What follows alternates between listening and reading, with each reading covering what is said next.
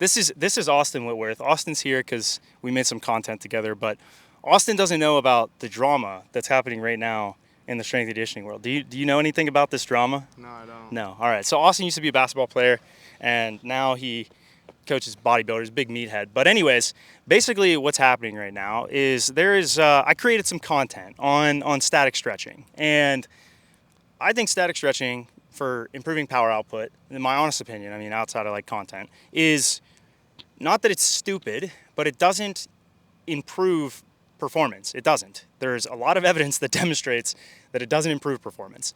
And if anything, acutely, it decreases performance. It actually decreases your force output, decreases your power output. And if you stretch, it's dose dependent. So if you stretch a lot, really intensely for a long time, you're gonna, did you know any of this?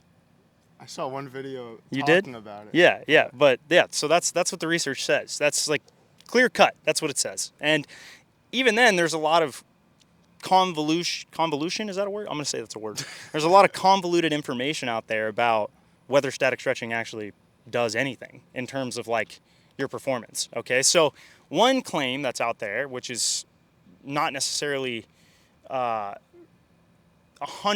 backed, is that static stretching will prevent injuries in speed power events.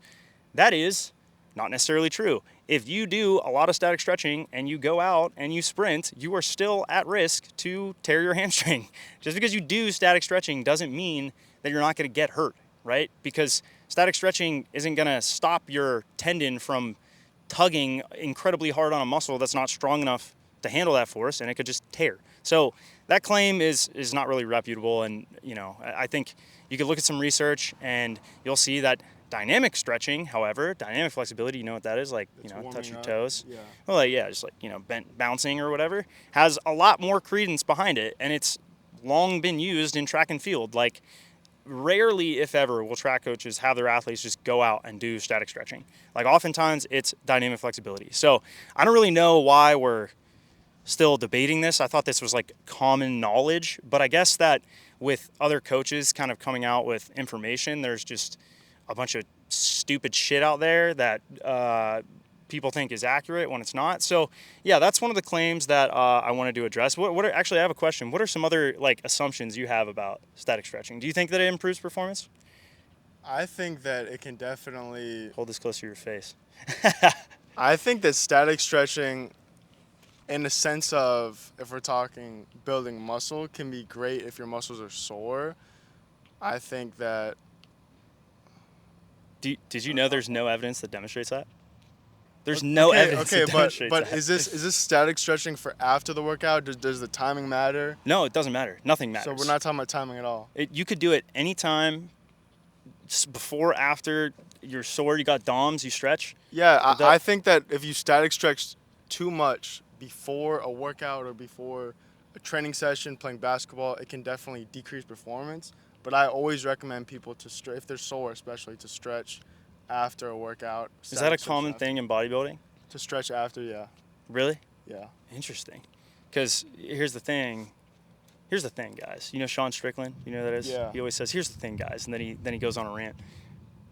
I think it's also a case of if you're injured, or if you're... Crap, I got a brain fart. You don't. It's off the dome, bro. This is gonna edit this anyways. Doesn't matter. What was I thinking? The rain fucked me up. The rain fucked him up, bro. He's like a witch.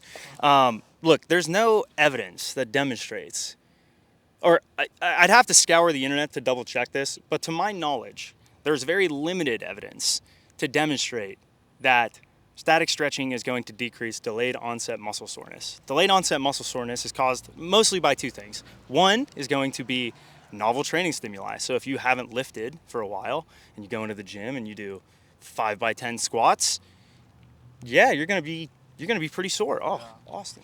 All right, so if you do 5x10 squats, you're gonna be super sore, right? That makes sense. You would agree with that?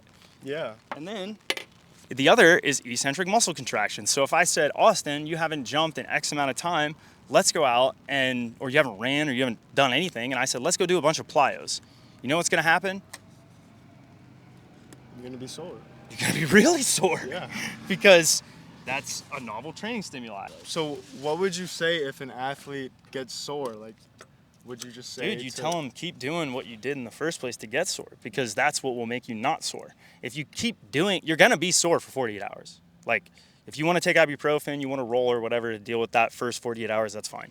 But then after that, you get back in the weight room 72 hours later and you do the thing again, and then you're not going to be quite as sore, 24, 48 hours later. And then, maybe you were a 10 out of 10 sore the first time, and the next time you're 7 out of 10 sore, and the next time you're a 5 out of 10 sore, and the next time you don't get sore at all, right? Like, you've probably experienced that, and that's just because your body adapts to it. We don't even understand why delayed onset muscle soreness happens. Like, people don't even know really why we get sore. People used to just be like, oh, well, it's you tore a bunch of muscle fibers or whatever else. That's not even necessarily the case. In what evidence demonstrates is that it's like, could be, the nervous system. It could be that your mechanotransduction changes, or all these other fancy words that we don't really know. So, yeah, soreness, stretching, it's like, why do we do it? Are we increasing the fascicle length in some case, which is like the actual muscle fiber? Is that lengthening? Is that getting longer? Maybe there's some evidence that says that might happen, but it's not the same as like loaded stretching, or in the sense of like you're at the bottom of an RDL or the bottom of a squat and a muscle is like at length under massive tension. Like, that is where, especially if you do it fast, your fascicle will actually lengthen a lot. And that improves your muscle architecture, or something called muscle gearing, which lets you be faster and jump higher. So, does static stretching make you run faster and jump higher? No, it does not. Does static stretching decrease soreness? Maybe, maybe not, but probably not. All right. And let's see, what other claims are out there? Will it prevent injury? No. No. You're going to still be at risk of muscle pulls if you're a sprinter. You could be the most flexible person in the world. You could, whatever, you do all the static stretching in the world, you could still pull your muscle, okay? That's even true of dynamic flexibility. But dynamic flexibility, you get the benefit of getting through the ranges of motion, improving your range of motion before an activity, and then you maybe have a decreased risk of injury because your core temp's higher. So that's really beneficial. Now, what about, let's see, what are some other common claims? Oh, so should I just not stretch at all? Also, no. If you lack mobility to do the thing that you want to do, then you should probably stretch. So, like, if I'm a baseball player and I can't get into the position to throw, I should probably stretch my shoulder. Or what other sports did you do, Austin? I did mostly basketball. Just basketball? Yeah. All right, do you even need mobility for basketball? You even got to be flexible? Your hips, yeah. Yeah, I know. That was a quiz. That was a test. So, yeah, you got to, let's say you're a basketball player and you're looking at, like, the ability to rotate your hips, right? For cutting or driving or whatever else. That's called internal, external rotation. That's pretty important, right? Or maybe even hip flexion if you're driving your knee or something. In that case, yeah, you probably should do some static stretching so you can get into those positions, right? If you're playing defense or if you're driving on offense, all of those aspects are important. So yeah, you need a static stretch for that. And you could do it with just dynamic flexibility, or you could use static stretching. Static stretching seems to be a little bit better for improving range of motion.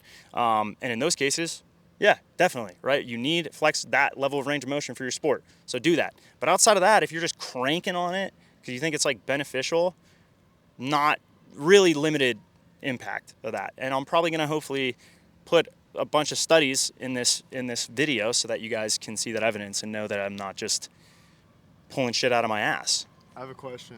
Question. I have an answer. I have a question. So when we talk about stretching, wouldn't you agree that, like you mentioned earlier, if you're going all the way down slowly on the eccentric in, say, an RDL, that's a form of stretching, especially if you have weight targeted 100%. directly towards the muscle. 100%.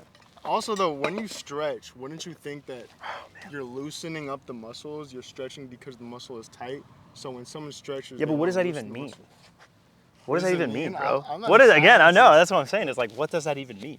So, like, if you're saying, "Oh, my muscle feels tight," okay, well, does that mean that your like myosin and actin heads aren't moving? Probably not. Does it mean that your tendon is like cinched down? Probably not.